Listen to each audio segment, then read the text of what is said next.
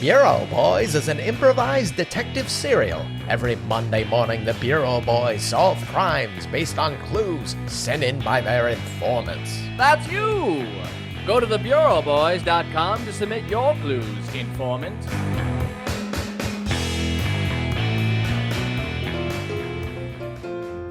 Thanks to informant Craig for this week's clue for the case of the Batty Billionaire.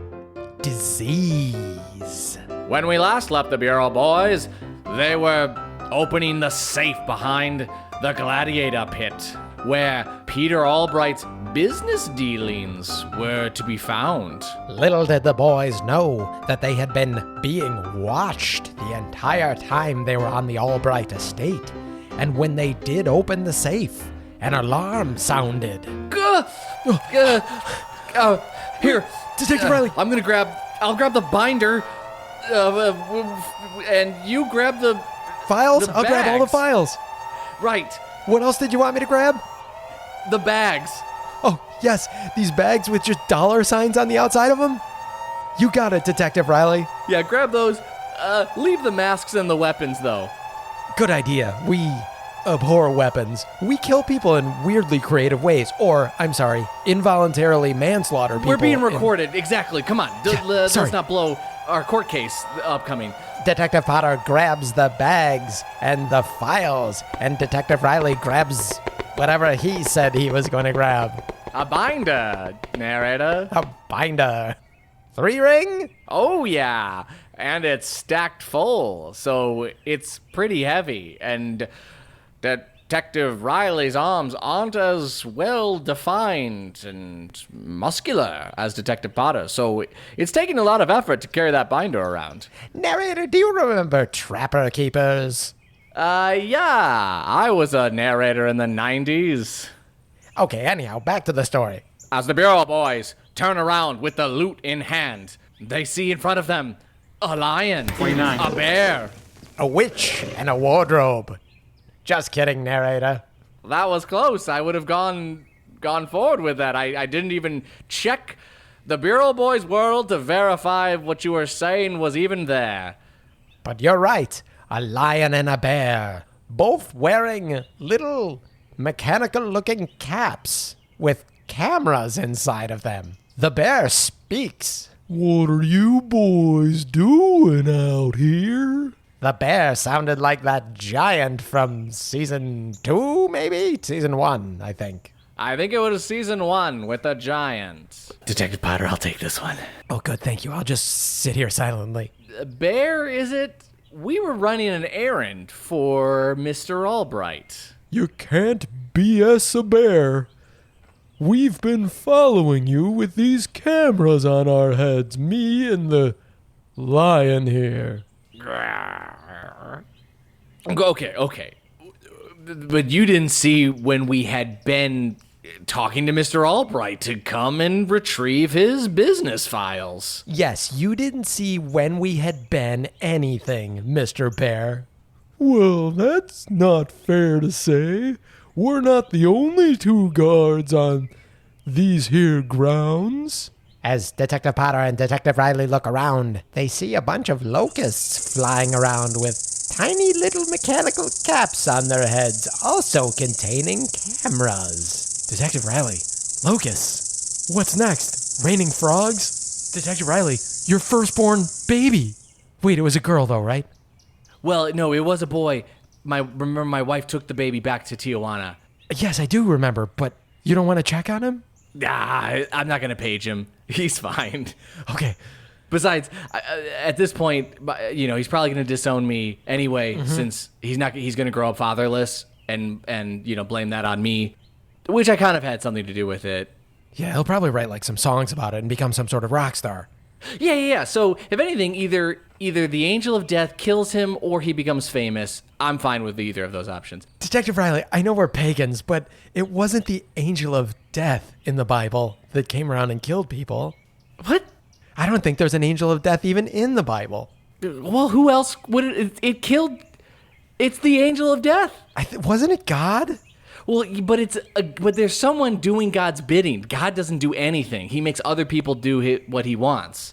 It wouldn't be the Holy Spirit. Are you boys here from the Christian Science church next door? Wait, hold on, Detective Potter. This might work in our favor. Yes, yes, Bear. We are from the Christian Science church next door. Detective Riley, am I winking right now? Detective Potter's left eye is winking furiously, open and closed. But his right eye is also opening and closing before Detective Potter cannot wink only one eye. So it is pretty confusing. And as we know, 2 winks make a blink. So Detective Riley is blinking his eyes furiously at the bear. Are you okay? Whoa, what my partner's saying is, yes, we're Christian scientists on a mission. We have a business meeting with Peter Albright to discuss our mutual mission. Yeah, you can tell from my Christian Science partner's beard Yeah. and my khaki pants.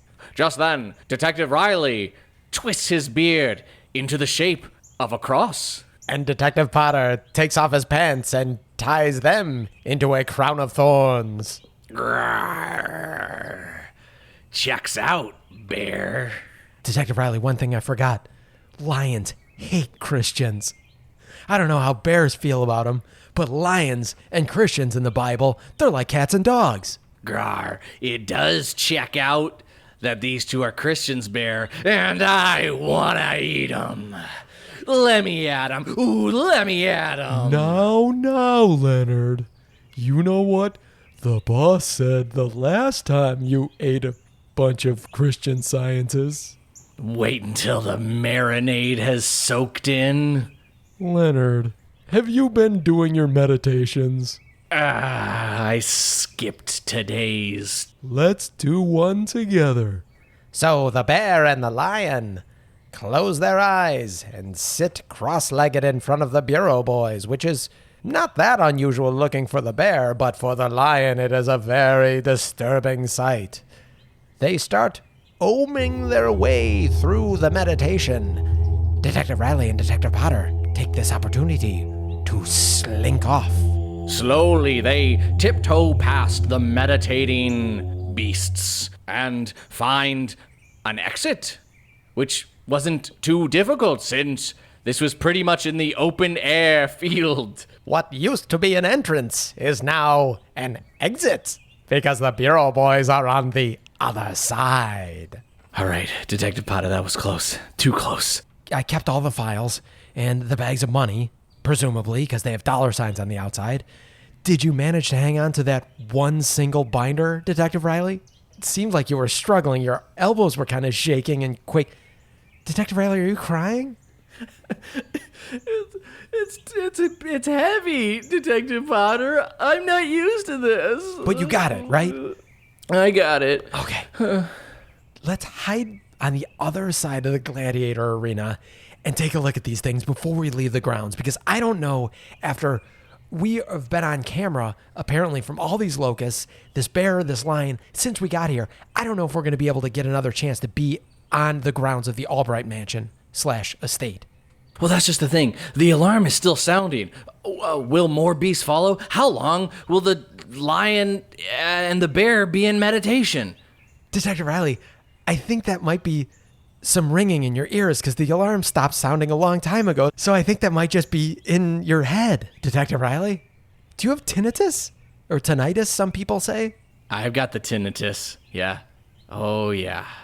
You're right. Okay. Hey, if you say so. The ringing hasn't stopped for me, but I'm going to take your word on it. You've got better ears than I do. I'm glad it stopped for me because that would be so annoying to be listening to that the entire time we were talking. You're right. Okay, let's steal away to our secret spot. So the bureau boys move to the other side of the gladiator arena, where the festivities have stopped so they don't have to listen to sword clashing while they're trying to dive into these binders. They find a sweet little nestled area full of discarded carcasses and the remains of fallen warriors. Detective Potter undoes the pants that he had twisted into a crown of thorns and shakes them out onto the grass, where they form a perfect picnic blanket? Detective Potter, when did you get a pair of ants in the pants? Well, Detective Riley, after marbles came in, it sounded like such a good idea. I know you maxed out all my credit already, but Amazon hasn't caught on yet, their Amazon card. Or, wait, I mean, I don't have an Amazon card. No, don't worry about it. Listen, I know a sweet spot for dinner later on if you're not doing anything. I'm just itching to use that card. So anyhow, Detective Riley, I ordered these ants in the pants, and frankly, they've come in handy a couple times. Jeez, okay. When did they... They must have... Did you have Amazon deliver them to the car as we were driving over here? When did you have time to pick these up? You know how you always fall asleep in the car, Detective Riley? Yes, like clockwork. Yes, and like clockwork, I scooped them up from an Amazon locker on the way over here at the Christian Science Church next door. Yeah, because Amazon now has deals with Whole Foods, Kohl's, And Christian and Science the reading Christian rooms. Science, yes, reading rooms. Right. Well, anyway, let's spread out these files. So the Bureau boys spread the files all over the picnic blanket. No rhyme or reason either. Just throwing files out onto the ground. Detective Riley, none of this makes sense. Some of these pieces of paper don't even have anything written on them. Detective Riley flips over the blank pieces of paper and shows Detective Potter the other side where there is writing. You see, you were just looking at the wrong side. Oh, yeah, you're right. There's always two sides to every story and every piece of paper. That's what the Bible told us, Detective Riley. For pagans, we sure do know a lot about the Bible. Well, while you were sleeping, I didn't just pick up the pants from the Christian Science reading room. They gave me a lot of literature. It's waiting back in the car. First of all, can't wait to dig into that. Secondly, We have to dig into this. wait a minute. It looks like there's lots of receipts from the Hunters Club. Yes. These files, Detective Riley, that I pulled out, they're all medical reports. Different files on various animals. Look, there's one here for a tiger. There's one here for a goose. There's one here for a bear, for a lion, for a puma. There's a turtle, salamander. Yes, a gecko, a snake, a snail. Even a humble earthworm. Detective Potter flips to the back of each one of these reports. Detective Riley, every single one of these animals met the same fate. Skinned alive? No, Detective Riley. Oh, just making an educated guess. Don't get all handsy. I'll show you the files in a second. They all died of, Syphilis? yes, the most horrible of sexually transmitted diseases. Amongst animals. And Detective Riley, if you recall from, the biology lessons I've been giving you on communicable diseases every Wednesday, Of course, Wednesday's workshop with... we whacked of water. Yes, We'll work on that name. Detective Riley, the one sexually transmitted disease that can be passed between species, including humans, is syphilis. Okay, but these medical records, sure, they show that these animals are dying from syphilis, but what preceded, how did these animals get infected is the question. That's a perfect question, Detective Riley. And as you'll see, Detective Potter quickly organizes the file in chronological order. Detective Riley, all we have to do is go back to this first animal that died of syphilis. And Detective Riley, do you know what that animal is? Okay, how many guesses do I get? You can have as many as you like. There's so many animals. It's a goose. It is a goose, Detective Riley. What Detective Potter didn't realize was that Detective Riley had already spied the animal on the document. He had cheated. But Detective Potter didn't mind. He likes when Detective Riley takes a little bit of initiative, and he doesn't have to spell things out for him. That's right, Detective Riley. A goose. And Detective Riley, I just want to point out to you that none of these animals were identified or inspected by a vet or a coroner or anything like that. Every single one of these reports says it came from the Albright Estate morgue. Peter Albright has a morgue here on his property. It seems that way, Detective Riley. Look right here. There's a crude map of the Albright Estate. This binder has a lot of helpful information. Detective Riley, why weren't you telling me this? This has all sorts of security codes. It has the map, like you just said. This is almost more helpful than Peter Albright's business dealings. But it was so heavy to carry. Okay, fine. I didn't want to look inside. Detective Potter picks up the binder with one tiny finger. And when I say tiny finger, I mean muscular finger. But for an ordinary human, man, it would be tiny. Detective Riley, that map.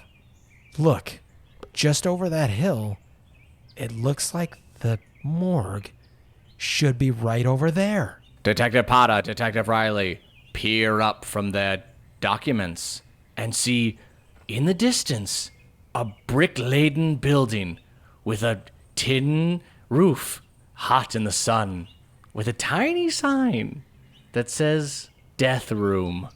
Now, narrator, when you say brick-laden, do you just mean it's a brick building with a tin roof? Or you mean there's bricks on top of the building as well? Never mind, I'll just look over there. It's a brick building. It's laden with brick. Okay, fair enough, narrator. The Bureau boys crest the hill, head toward the front door of the death room, and swing it open.